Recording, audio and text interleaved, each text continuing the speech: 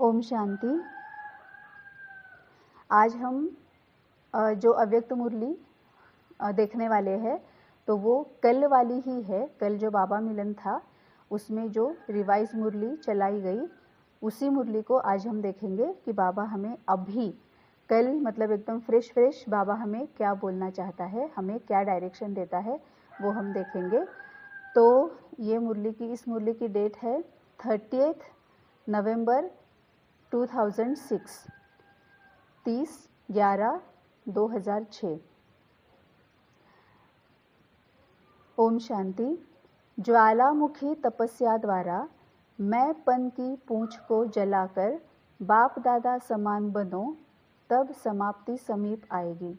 ज्वालामुखी तपस्या द्वारा मैंपन की पूंछ को जलाकर बाप दादा समान बनो, तब समाप्ति समीप आएगी। अगर हम ये एक महावाक्य भी देखेंगे ना तो इसमें से भी कई सारी बातें हमें रियलाइज होती है। बाबा हमें काफ़ी कुछ इसमें बताना चाहता है।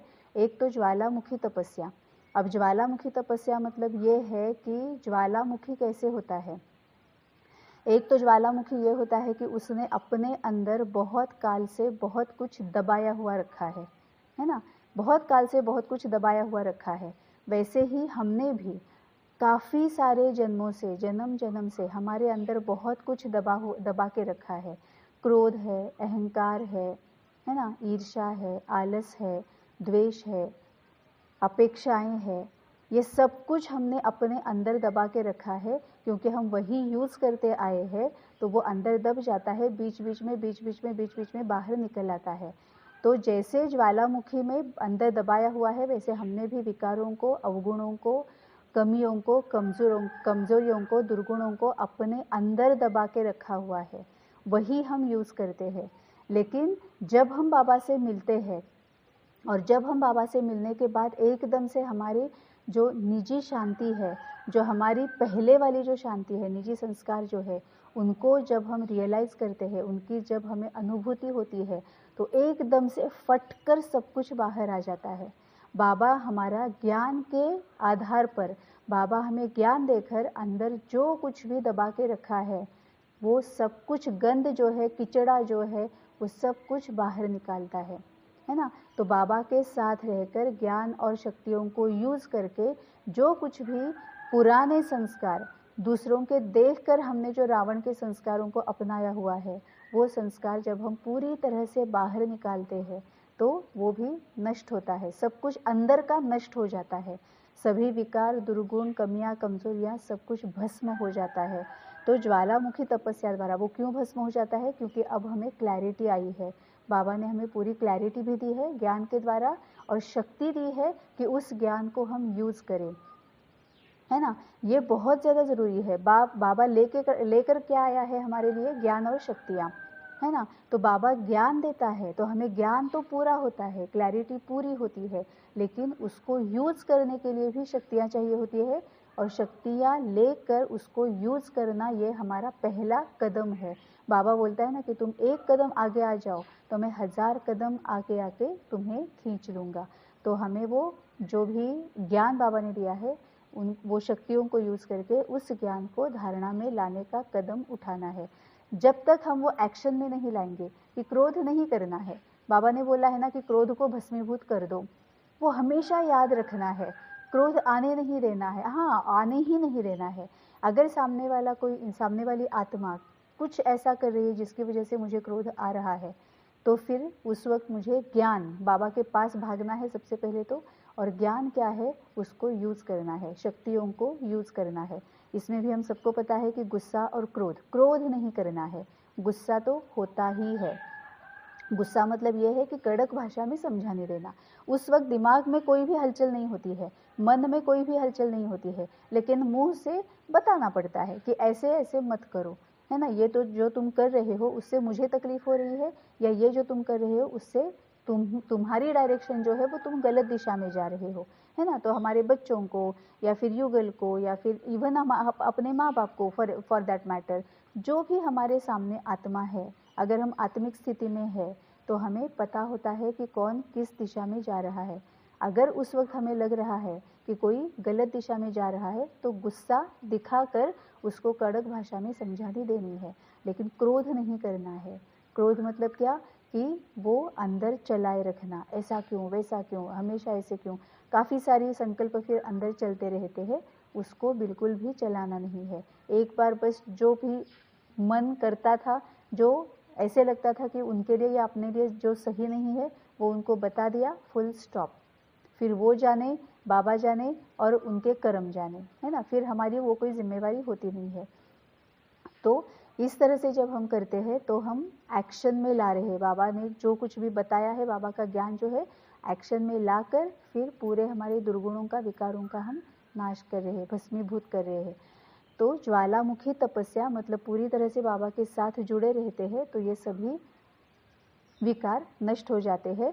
तो ज्वालामुखी तपस्या द्वारा मैंपन की पूंछ को जलाकर, अब कई बार ऐसे अभी भी हमारा होता है ना कि मैं ये होता है, क्या इसका मतलब ये है कि मैं अगर अपने आप को आत्मा बोलूँगी तो फिर मैंपन मुझ में नहीं रहेगा, क्या ऐसा हो सकता है? ऐसा ज़रूरी नहीं है। कई बार ऐसे दिखाई भी देता है कि भाई बहन अपने आप को नाम से पुकारते हैं या आत्मा आत्मा करके पुकारते हैं, लेकिन फिर भी कहीं ना कहीं पर तो वो मैंपन नज़र आ जाता है ना। तो ज़रूरी नहीं है कि हमें अपने आप को नाम से या आत्मा कहकर बुलाना चाहिए, वो अंदर से होना चाहिए कि मैं निमित्त मात्र हूँ। मतलब ये जो कुछ भी हो रहा है वो बाबा हाथ पकड़कर हमसे करा रहा है, बाबा निमित्त बनाकर हमसे करा रहा है। हर एक छोटी छोटी बात अगर हम याद रखें, हर एक छोटी छोटी बात में हम अगर याद रखें कि निमित्त मात्र बनकर, निमित्त मात्र बनाकर बाबा हमसे करा रहा है, तो धीरे धीरे धीरे मैंपन समाप्त हो जाएगा। दूसरी बात ये भी है कि बाबा खुद मुरली में बोलता है कि पूरे तुम्हारे लास्ट मिनट तक कुछ ना कुछ तो तुम्हारे लाइफ में अप्स एंड डाउन्स आते ही रहेंगे, लेकिन अवेयर रहना बहुत ज़रूरी है। हम जो मिस्टेक्स जो हमसे होती है उसको रिपीट नहीं करना है ना, तभी वो धारणा में आ गया। मतलब जैसे बाबा बोलता है कि समान बनना और समीप बनना, तो फिर हम समान बनने की तरफ जा रहे हैं अगर हम पूरी तरह से अवेयर है। तो ज्वालामुखी तपस्या द्वारा मैंपन की पूंछ को जलाकर बाप दादा समान बनो। अब बाप दादा समान मतलब अशरीरी, आत्मिक स्थिति, उपराम स्थिति, साक्षी दृष्टा स्थिति, है ना। तो पूरे इस तरह से अब आत्मिक स्थिति में जब हम बनते हैं, रहते हैं, तो बाप दादा समान बनो, तब समाप्ति समीप आएगी। अब ये समाप्ति भी कौन सी है? सबसे पहले आत्मा के लिए ये विकारों की समाप्ति है, कमजोरियों की समाप्ति है, दुर्गुणों की समाप्ति है। ये जो चक्र, ये जो कल्प है, इस कल्प में हम जो भी जन्म जन्म जो हमने कार्मिक अकाउंट्स क्रिएट किए हैं, निगेटिव कार्मिक अकाउंट्स क्रिएट किए हैं, उसकी समाप्ति है।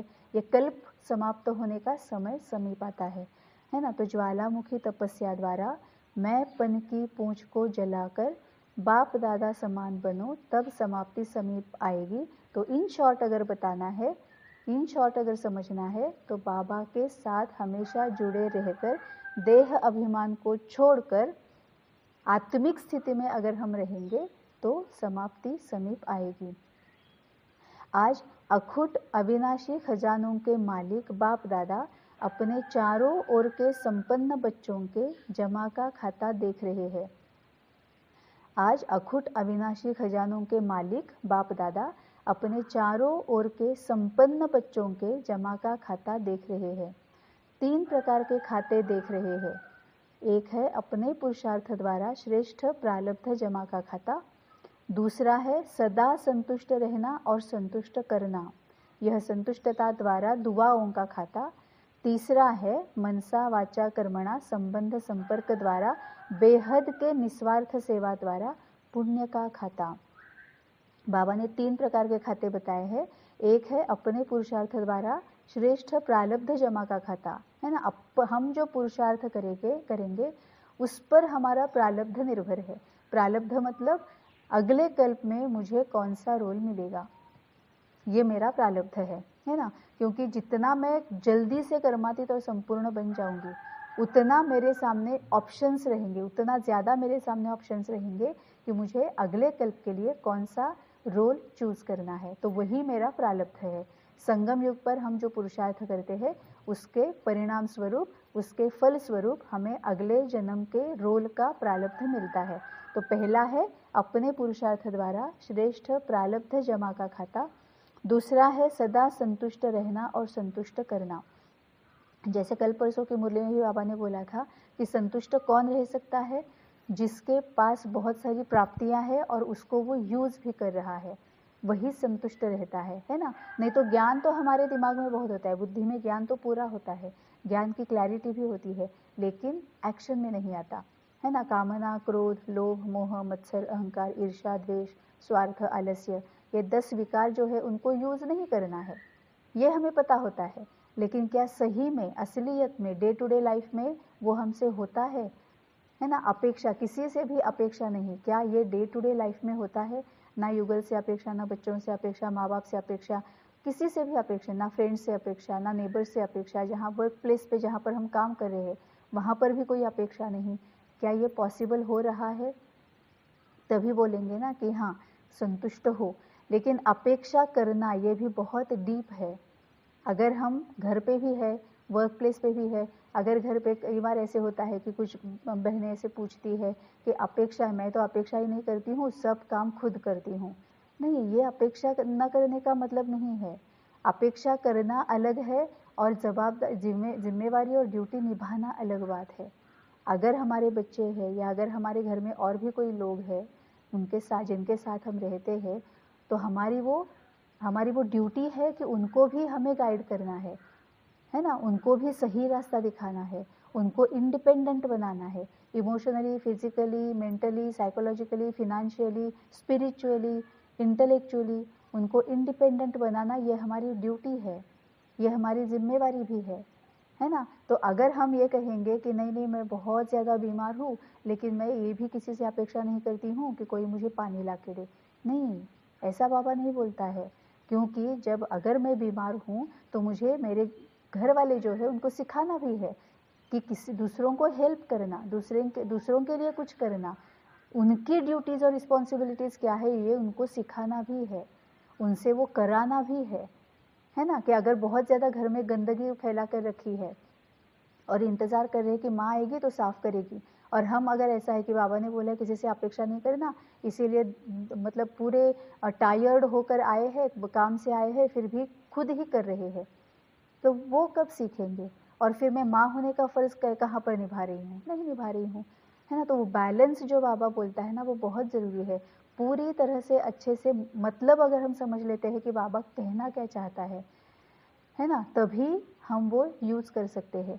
अब हमें यहाँ पर भी बैलेंस रखना है, तो अपेक्षा करनी नहीं है ऐसा नहीं है, अपेक्षा करनी भी है, लेकिन वो क्या होगी कि हमारी ड्यूटीज़ और रिस्पॉन्सिबिलिटीज़ होगी कि दूसरों को उनकी ड्यूटीज़ और रिस्पॉन्सिबिलिटीज़ कैसे सिखानी है ना। लेकिन मैं कुछ नहीं कर रही हूँ या फिर ऐसा अगर हो रहा है कि मैं अपेक्षा कर रही हूँ और वो अपेक्षा पूरी नहीं हो रही है, इसीलिए मेरे दिमाग में बहुत कुछ चल रहा है, यहाँ पर फिर हम विक्रम कर रहे हैं, है ना। दूसरों को बताना तो है, या फिर कई बार ऐसे भी होता है कि अनरियलिस्टिक एक्सपेक्टेशंस होती है, जो अनरियलिस्टिक है कि मेरे बेटे ने यही यही यही सीखना चाहिए, मेरे बेटे ने यहाँ यहाँ यहाँ ऐसे ही करना चाहिए, क्यों? क्योंकि मैं चाहती हूँ। नहीं, अगर मेरा बेटा, उसकी लाइक्स क्या है, डिसलाइक्स क्या है, कैपेसिटी क्या है, लिमिटेशंस क्या है ना, ये सब मैं अच्छी तरह से ऑब्जर्व करती हूँ, एनालिसिस करती हूँ, उसके अकॉर्डिंग अगर मैं उसको बताती हूँ कि बेटा तुम्हारे लिए ये सही है, ये गलत है, ऐसे करना चाहिए, ऐसे नहीं करना चाहिए, क्यों? क्योंकि मैं माँ हूँ और मुझे उसको सिखाना भी है कि उसकी ड्यूटीज रिस्पॉन्सिबिलिटीज़ क्या है ना। ये हमने सिर्फ एक बेटे का एग्जाम्पल ले लिया, लेकिन ये सबके साथ यही होगा।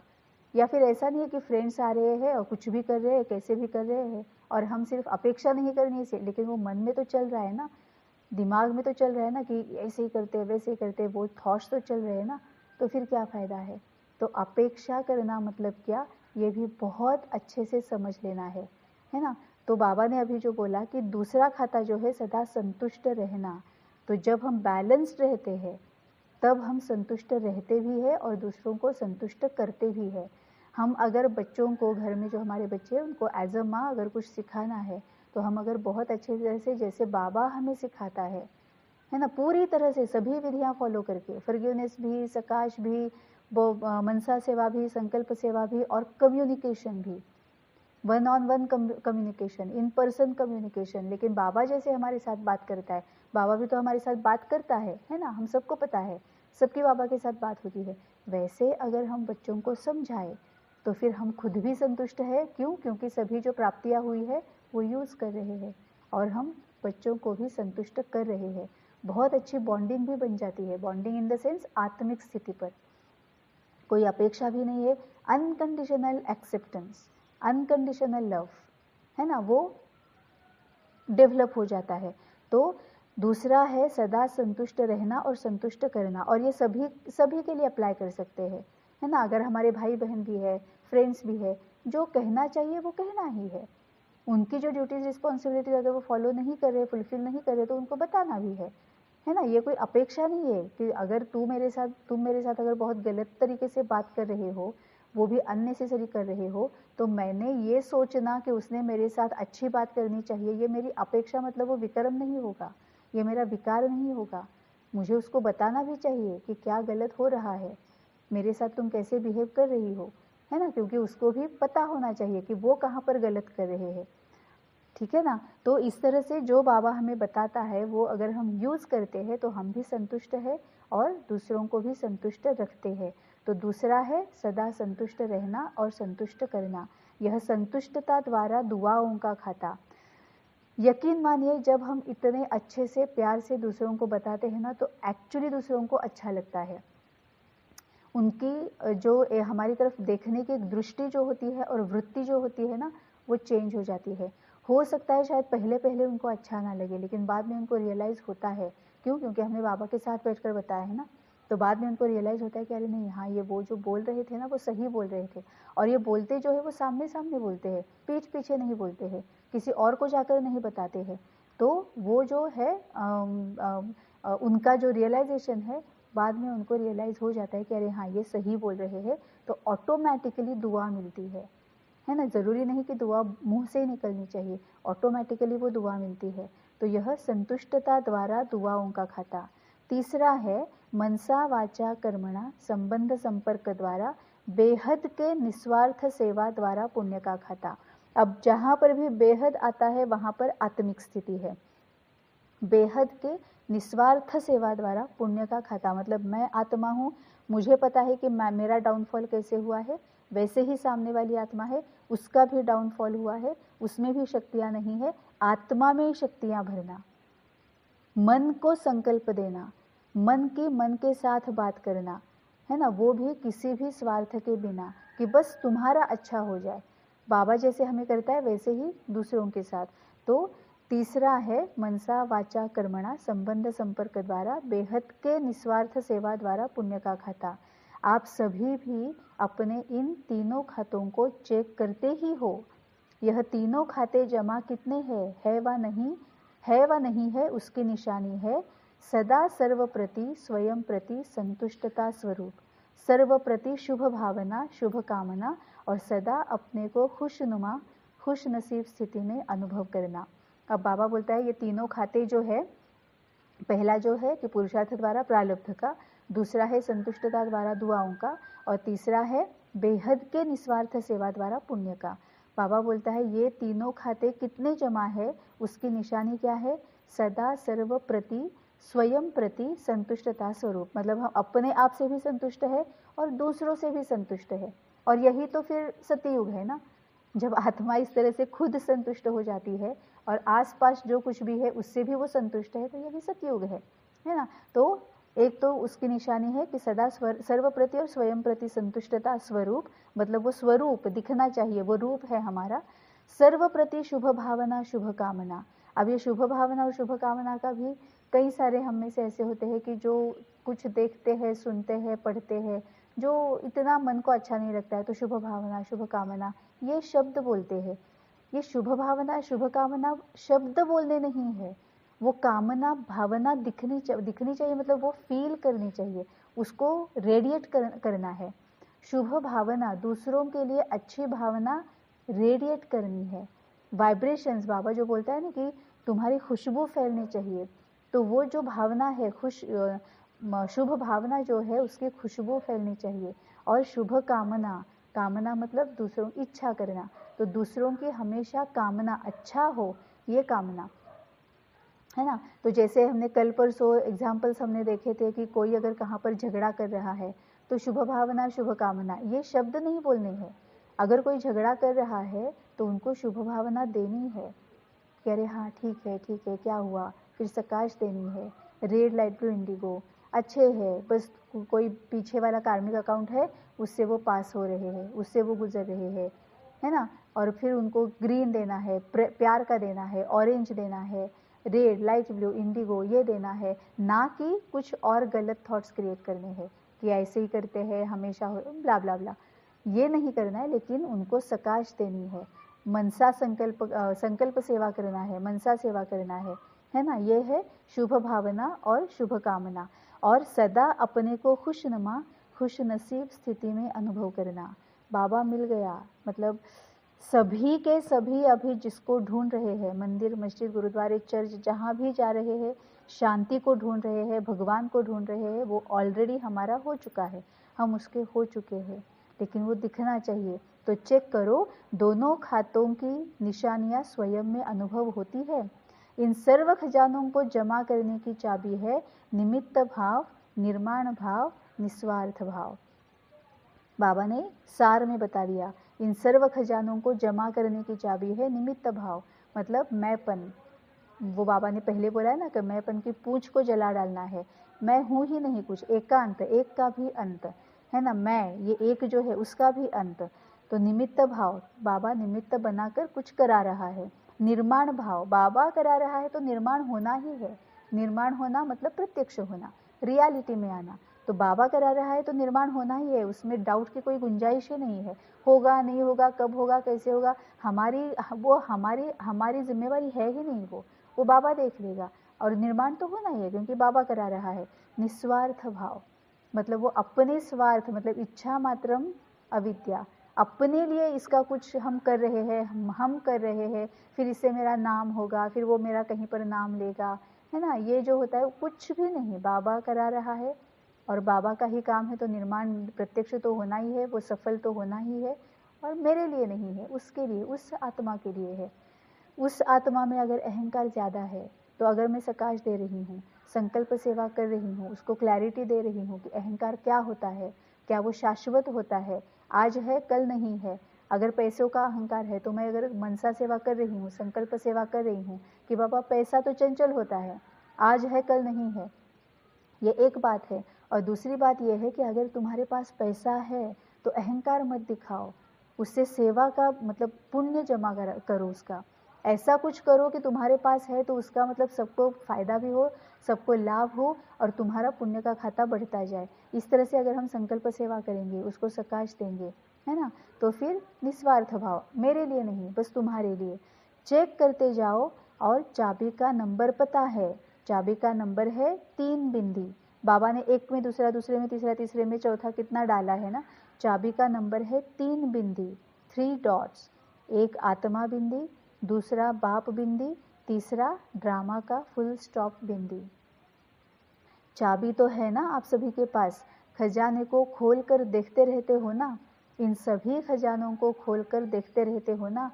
इन सभी खजानों के वृद्धि की विधि है दृढ़ता।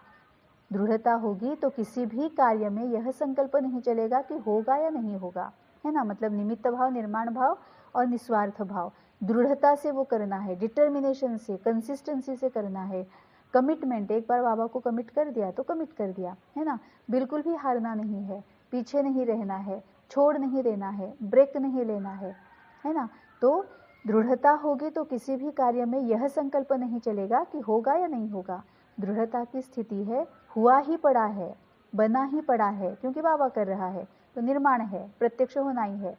बनेगा, जमा होगा, नहीं होगा, नहीं करते तो है, होना तो चाहिए तो भी नहीं। दृढ़ता वाला निश्चय बुद्धि निश्चिंत और निश्चित अनुभव करेगा। मतलब ऐसी आत्मा जो है ना, जो संपन्न, मतलब संपन्न जो है, तो वो बाबा बोल रहा है कि वो निश्चय बुद्धि, निश्चिंत और निश्चित अनुभव करेगा। बाप दादा ने पहले भी सुनाया है, अगर ज़्यादा से ज़्यादा सर्व खजानों का खाता जमा करना है तो मन मनाभव के मंत्र को यंत्र बना दो। मन मनाभव मतलब हमारा मन उसके साथ जुड़ा हुआ, जिससे सदा बाप के साथ और पास रहने का स्वतः अनुभव होगा। पास होना ही है, 3 रूप के पास है, पास होना ही है। अब यहाँ बाबा पास का अर्थ क्या है वो भी बता रहा है, कितना कितना डिटेल में क्लियर कर रहा है। पास होना ही है, 3 रूप के पास है। एक है पास रहना, दूसरा है जो बीता सो पास हुआ, और तीसरा है पास विथ ऑनर होना।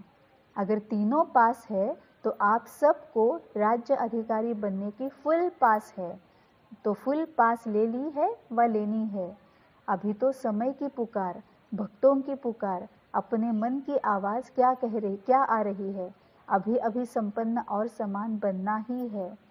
वह यह सोचते हैं बनेंगे, सोचेंगे, करेंगे। अब समय के अनुसार हर समय एवर रेडी का पाठ पक्का रहना ही है। अब एवर रेडी का भी मतलब बहुत गहरा है, हर एक के लिए अलग अलग होगा, है ना, क्योंकि हर एक के फिर अलग अलग एंगल से हर कोई सोचता है, तो बहुत सारा मतलब उसमें से निकल आएगा। तो एवर रेडी बनना मतलब ये भी है ना कि लास्ट मिनट बस एक बाबा, और कोई याद नहीं आ रहा है, ना भाई ना बहन ना ये ना वो, कोई भी याद नहीं आ रहा है, ना डॉक्टर ना नर्स ना और कोई, ना बच्चे ना युगल, कोई नहीं, बस एक बाबा, है ना। जो कुछ भी हो रहा है, दर्द हो रहा है, कर्म भोग है, जो भी है, बस एक बाबा।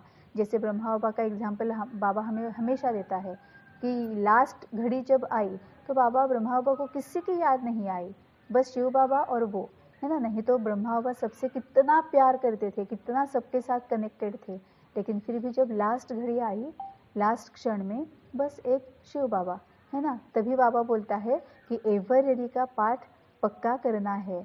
लेकिन ये कब होगा, जब हमारे सभी कार्मिक अकाउंट्स खत्म हो जाएंगे, सभी विकार नष्ट हो जाएंगे, दुर्गुण कमियां कमजोरियां भस्मीभूत हो जाएगी, उसको बोलते हैं एवर रेडी करना। तो सुना क्या करना है, अब यह मन में धुन लगी हुई हो, समान बनना ही है, समाप्ति को समीप लाना ही है। समाप्ति मतलब अंदर की, पहले अंदर की समाप्ति, दुर्गुण विकार अवगुण कमियां कमजोरियां, उसकी समाप्ति, समाप्ति को समीप लाना ही है। आप कहेंगे संगम युग तो बहुत अच्छा है ना, तो समाप्ति क्यों हो। हाँ, ये भी होता है, शुरू शुरू में हमने सबने एक्सपीरियंस किया है कि बहुत रोते थे हम कि बाबा क्यों जाना है आगे यही ठीक है ना, क्योंकि आगे जाएंगे, सतयुग में जाएंगे तो तू कहाँ होगा, तेरी याद, मतलब तू तो होगा लेकिन तुम्हारी याद कहाँ आएगी मुझे, है ना। या तो वापस उस 5000 साल के बाद संगम में फिर हम मिलेंगे, तभी फिर तुम मिलोगे। तो कितनी बार बहुत ज़्यादा हम रोते भी थे ना कि बाबा बस नहीं, ऐसे ही रहना है ना। तो बाबा बोलता है कि तू सुना क्या करना है, समान बनना ही है, समाप्ति को समीप लाना है। आप कहेंगे संगम युग तो बहुत अच्छा है ना, तो समाप्ति क्यों हो, लेकिन आप बाप समान दयालु कृपालु रहमदिल आत्माएं हो, तो आज की दुखी आत्माएं और भक्त आत्माओं के ऊपर है, हे रहमदिल आत्माएं रहम करो, मर्सीफुल बनो।